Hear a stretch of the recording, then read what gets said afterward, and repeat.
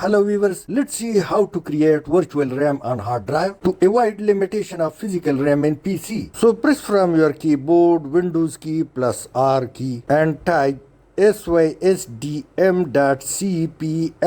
Click OK and now this appears, so click Advanced and then click Settings.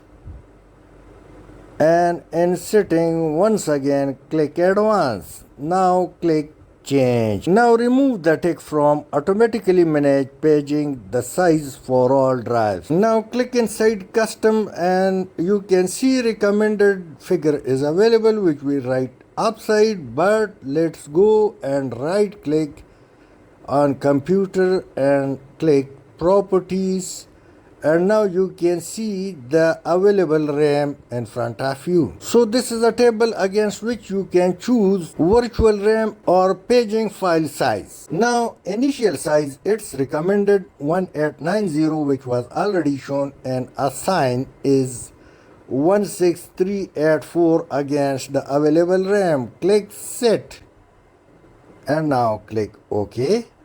Once again OK, apply and OK, and now last time OK, and restart your PC. And after restart the changes will take place. And now let's also check the maximum size we assigned to our window. It's done. Thanks for watching.